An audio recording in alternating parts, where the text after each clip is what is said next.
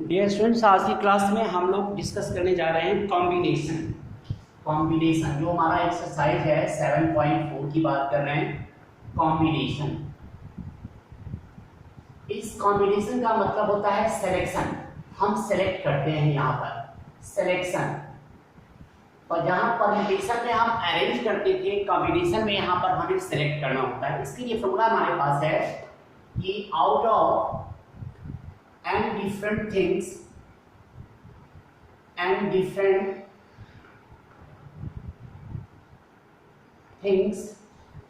can be selected in NCR ways, and NCR equal to n factorial upon R factorial n minus R factorial, where R must be less than equal to n हमारे पास होना चाहिए। अब यहाँ पर कुछ readymade इसके अंदर फॉर्मूले बने हैं। NC0 की वैल्यू 1 होती है, सॉल्व करेंगे आपको वैल्यू मिल जाएगी। NC1 की वैल्यू भी, NCn की वैल्यू भी हमारे पास 1 होती है। NC1 n होता है, NCn माइनस 1 भी n होता है। NCR और NCn-R दोनों की वैल्यू हमारे पास सेम होती है। एक और हमारे पास इंपॉर्टेंट रिजल्ट है कि if NCR equal to NCK, तो पहला रिजल्ट इसकी होती है R इक्वल टू K, और दूसरा है इफ नॉट, यदि R और K आपस में इक्वल नहीं है तो N equal to R plus K होता है हमारे पास।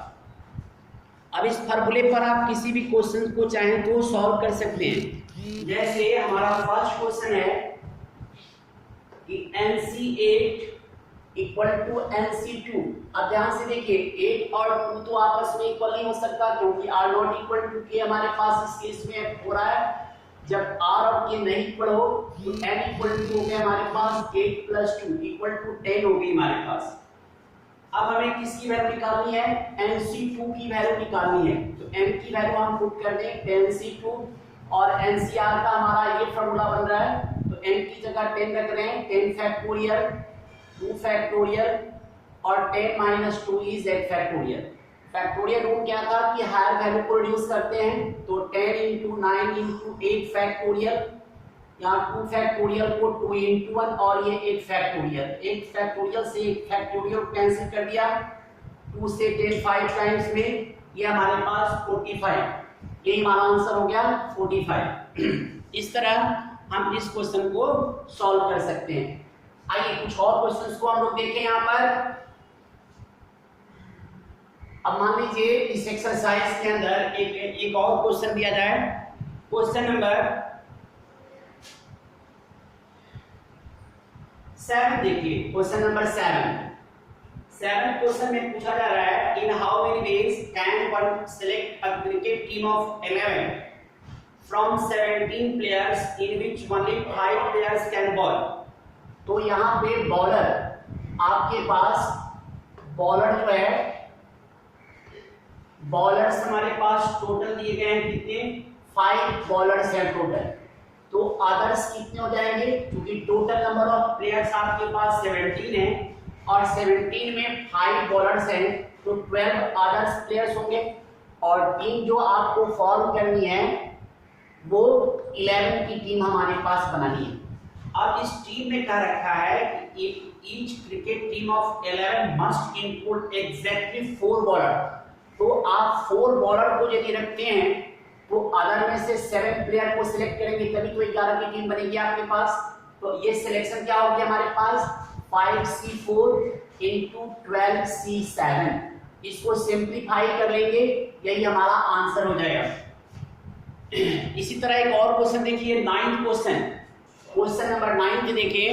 क्वेश्चन नंबर 9 में हमारे पास दिया गया है, in how many ways can a student do programming of 5 courses if 9 courses are available and 2 specific courses are compulsory for every student। देखिए हमारे पास टोटल 5 की सिलेक्शन करनी है। कंपल्सरी कोर्स क्या है आपके पास?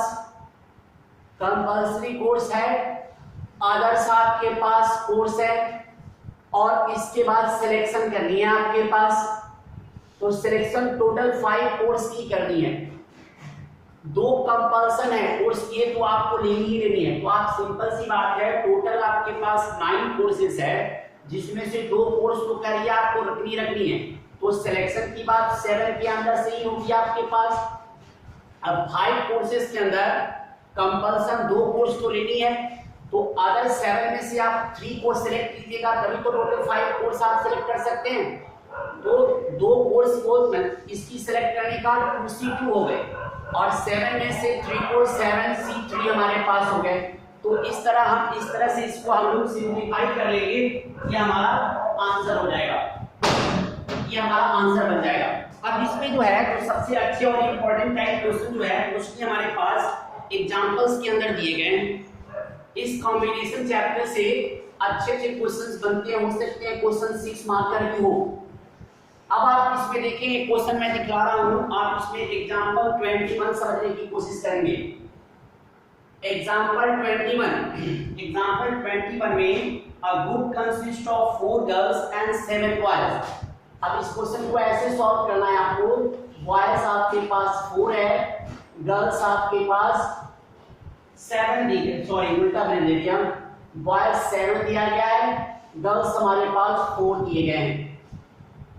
In how many days can a team of 5 members? अब ये टीम जो फॉर्म करनी है वो हमारे पास 5 की करनी है।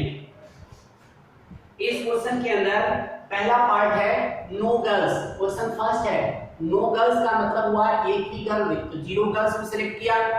दूसरे पार्ट में तो जब हमारे पास 5 की सिलेक्शन है तो 7 बॉयज में से 5 को सिलेक्ट कीजिएगा, तभी तो टोटल 5 की टीम बनेगी। तो ये पहले पार्ट का आंसर हो गया 7C5।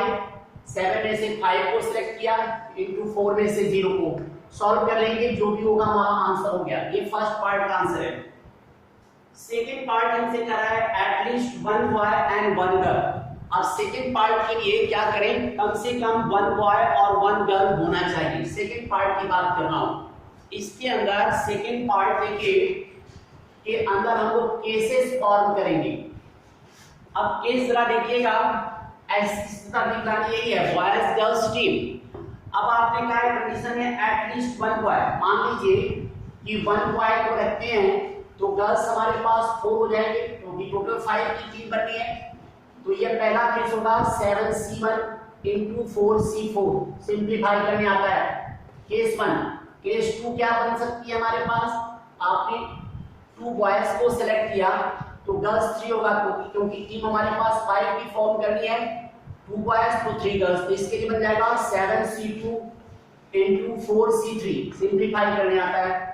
केस 3 भी फॉर्म कर सकता है कि यदि 3 बॉयज को सिलेक्ट करते हैं तो 2 गर्ल्स को रखेंगे आप, तो 7C3 इंटू 4C2।